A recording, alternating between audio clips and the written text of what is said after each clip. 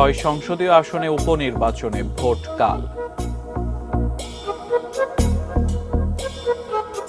বুদ্ধিজীবীদের অনেকে চান গণতন্ত্র ব্যাহত হোক, বললেন প্রধানমন্ত্রী। এবার চট্টগ্রামে মেট্রো রেল সম্ভাব্যতা যাচাই কাজ শুরু।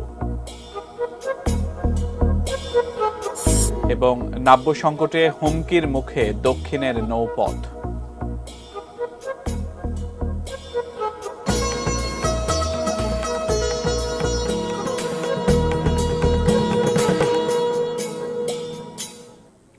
এটি নিউজ দেখছেন, আমন্ত্রণ জানাচ্ছি দেশের খবরে। আজ আপনাদের সাথে আছে আমি সিয়াম রেজওয়ান। এতক্ষণ সংবাদ শিরোনামগুলো শুনছিলেন, এবারে বিস্তারিত।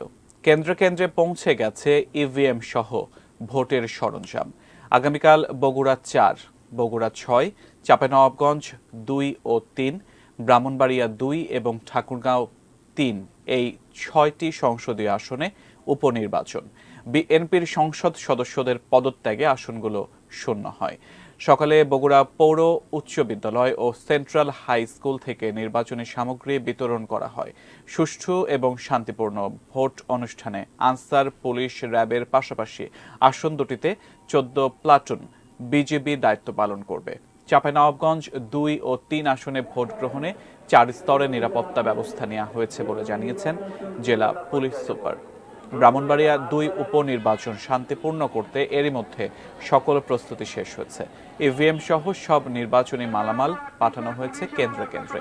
এদিকে ব্রাহ্মণবাড়িয়া 2 আসনের স্বতন্ত্র প্রার্থী আবু আসিফ আহমেদ গত 4 দিন ধরে নিখোঁজ থাকলেও তার পরিবার থেকে থানায় কোনো অভিযোগ করা হয়নি।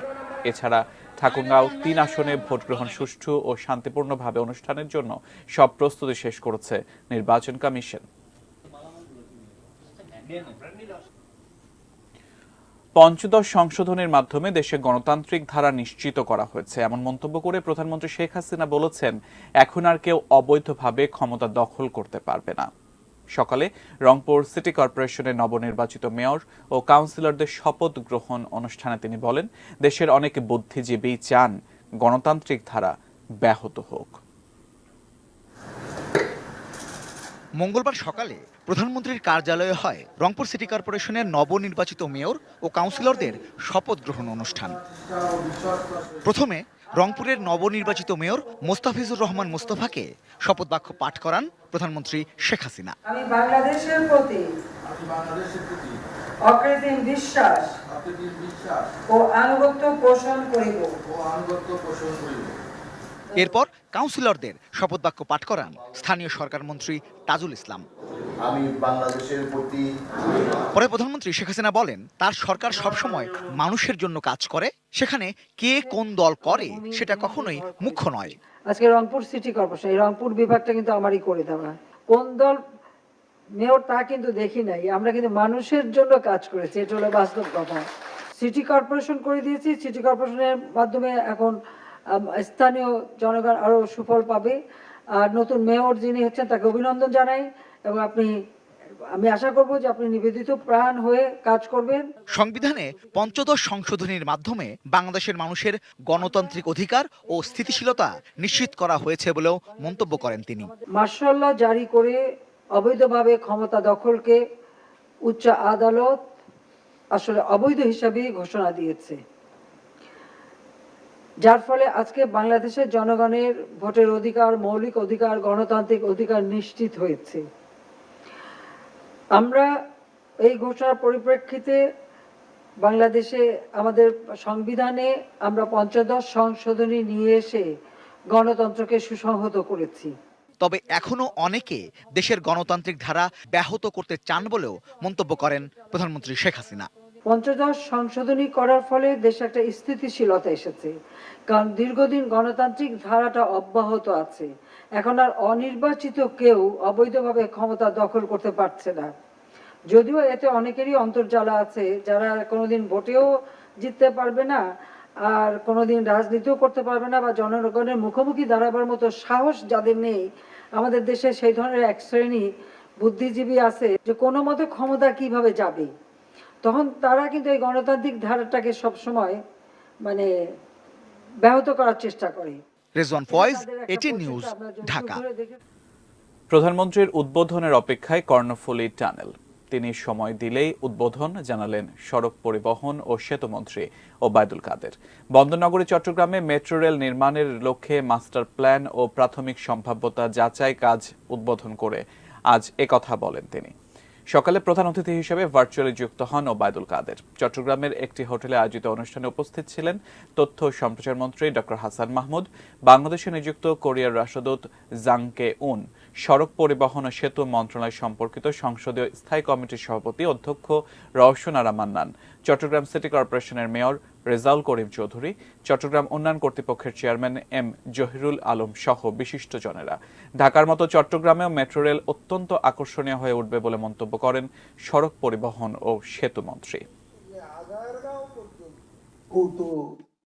অবকাঠামো নির্মাণ কাজ ইতিমধ্যে সমাপ্ত হয়েছে, তবে এই যে কতগুলো আনুষঙ্গিক কাজ বাকি আছে এবং এর মধ্যে নিরাপত্তা, ভেহিকল স্ক্যানার, এসব বিষয়গুলো আরো বেশি আটঘাট বেঁধে আমাদেরকে আরো প্রস্তুতি আরো জোরদার করে আমরা উদ্বোধনের বিষয়টি মাননীয় প্রধানমন্ত্রীর বিবেচনায় রেখেছি। নাব্য সংকটে নদীতে জেগে উঠছে চর। ডুবোচরে আটকা পড়ছে যাত্রীবাহী লঞ্চ এবং পণ্যবাহী নৌযান। ঢাকা বরিশাল নৌরুটের বেশ কয়েকটি চ্যানেল বন্ধ। ফলে রাজধানী ঢাকার সাথে বরিশাল, চট্টগ্রাম সহ দক্ষিণাঞ্চলের নৌ যোগাযোগই হুমকির মুখে। আমাদের বরিশাল প্রতিনিধি মোহাম্মদ হুমায়ুন কবিরের তথ্য ছবিতে ডেস্ক রিপোর্টে দেখুন বিস্তারিত। ঢাকা বরিশাল নৌরুট দেশের সবচেয়ে গুরুত্বপূর্ণ নৌপথ।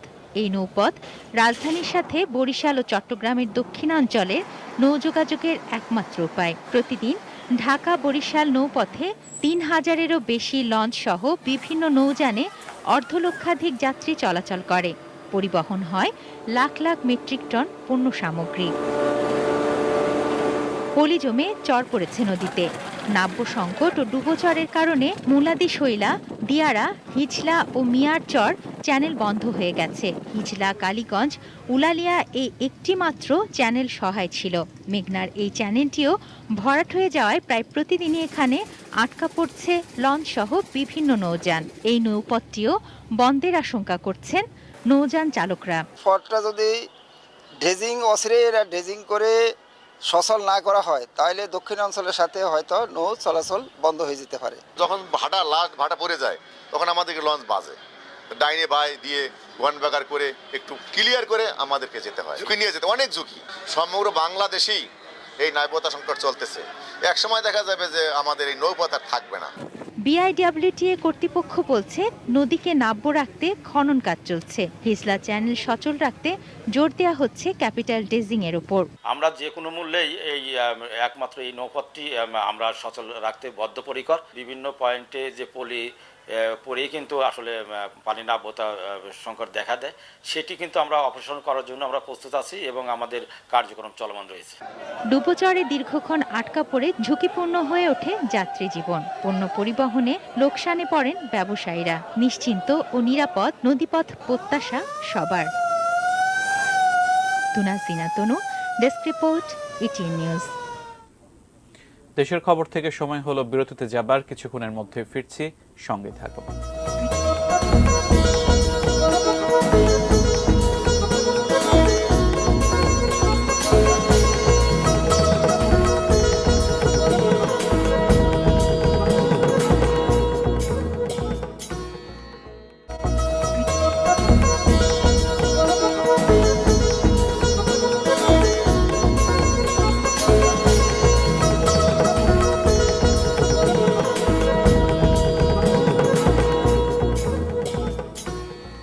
বিরতির পর আমন্ত্রণ, আপনারা দেশের খবর দেখছেন। হবিগঞ্জের বানিয়াচংয়ে জাহাঙ্গীর আলম নামে এক নৌ পুলিশ সদস্যকে পিটিয়ে হত্যা করা হয়েছে। ঘাতক পুলক দাসকে আটক করেছে পুলিশ। পুলিশ ও স্থানীয়রা জানান, সোমবার রাত ৯টার দিকে প্রতিদিনের মতো সহকর্মীদের নিয়ে মার্কুলি বাজারে যান কনস্টেবল জাহাঙ্গীর আলম। একটি দোকানে অন্যদের সাথে কথা বলার সময় তার উপর আকস্মিক হামলা চালায় পুলক দাস। গুরুতর জখম হন জাহাঙ্গীর আলম। সিলেট ওসমানী মেডিকেল কলেজ হাসপাতালে নিয়ে গেলে দায়িত্বরত চিকিৎসক রাত 12টার দিকে তাকে মৃত ঘোষণা করেন। রাতে অভিযান চালিয়ে হত্যাকারী পুলক দাসকে গ্রেফতার করে পুলিশ। স্থানীয়রা জানান, আগের দিন পুলককে গাঁজা সেবন করতে দেখে নিষেধ করায় ক্ষিপ্ত হয়ে পুলক জাহাঙ্গীর আলমকে হত্যা করে থাকতে পারে।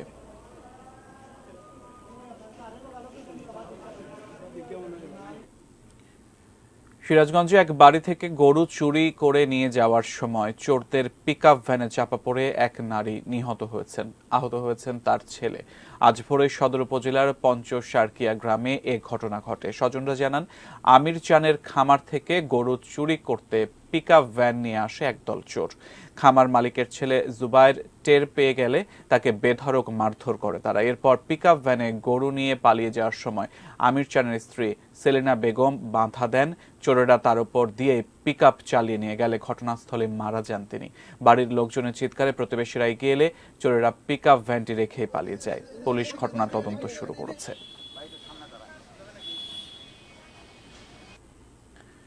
রংপুরে বাজারে বেড়েছে নিত্যপণ্যের দাম। প্রায় সব ধরনের জিনিসপত্রের দাম বেড়েছে, বিশেষ করে ছোলা এবং চিনির দাম। রংপুরের বাজার পরিস্থিতি জানিয়েছেন সহকর্মী মাহবুবুল ইসলাম। রংপুরের ঐতিহ্যবাহী এই চিড়িয়াখানা ও বিনোদন উদ্যানের এই চেহারা পাল্টে যাবে অল্প কিছু দিনের মধ্যেই। এই চিড়িয়াখানাটি একটি আন্তর্জাতিক মানের চিড়িয়াখানা করবার জন্য একটি মহাপরিকল্পনা ইতিমধ্যেই প্রাণী সম্পদ অধিদপ্তরে গৃহীত হয়েছে এবং এখন পরবর্তী কার্যক্রম চলবে। 1991 সালে প্রায় 23 একর জমির উপরে রংপুর চিড়িয়াখানা ও বিনোদন উদ্যানে চালু হয় এবং এখন পর্যন্ত এটি চলছে।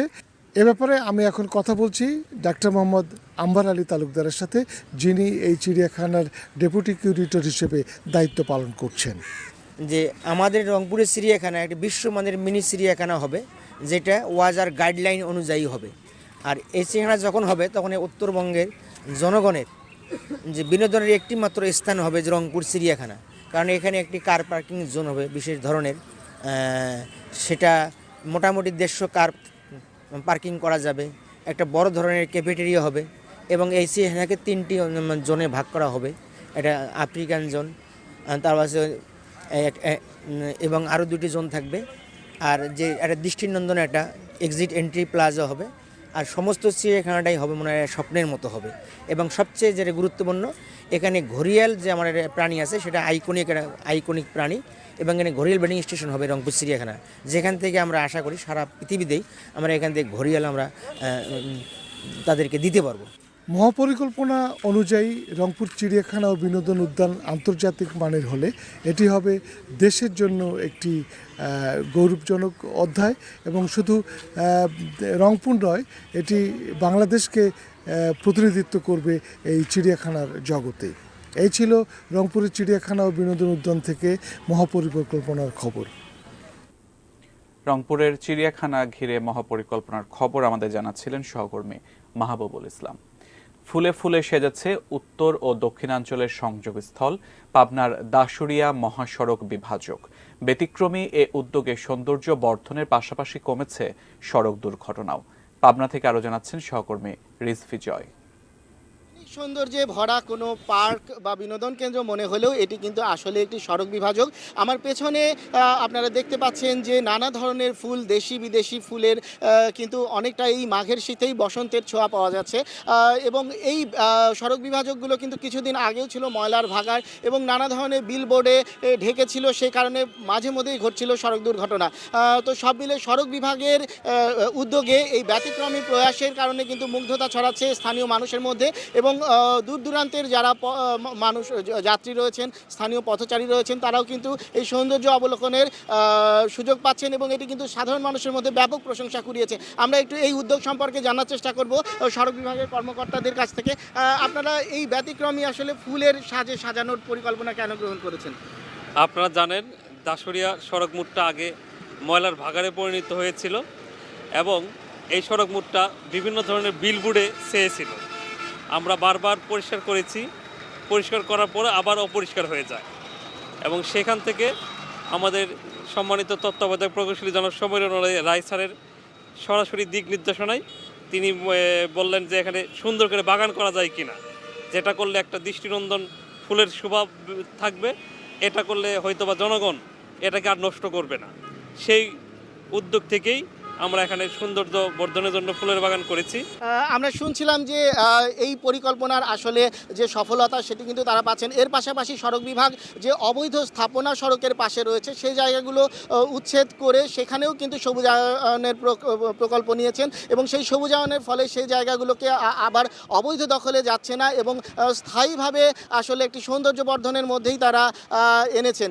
তো সব মিলে এই পরিকল্পনা যদি সারা দেশে বাস্তবায়ন করা যায় তবে সেটি কিন্তু নান্দনিক সৌন্দর্যের পাশাপাশি প্রাকৃতিক ভারসাম্য রক্ষায়ও একটি কাজে আসবে বলে মনে করছেন পরিবেশবিদরা। দর্শকেরই সাথে সাথে শেষ করব দেশের খবর, তবে তার আগে এক নজরে সংবাদ শিরোনামগুলো জানিয়ে দেব আরেকবার।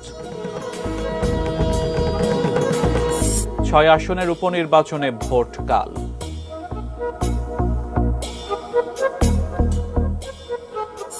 বুদ্ধিজীবীদের অনেকে চান গণতন্ত্র ব্যাহত হোক, বললেন প্রধানমন্ত্রী। এবার চট্টগ্রামে মেট্রো রেল সম্ভাব্যতা যাচাই কাজ শুরু। এবং নাব্য সংকটে হুমকির মুখে দক্ষিণের নৌপথ।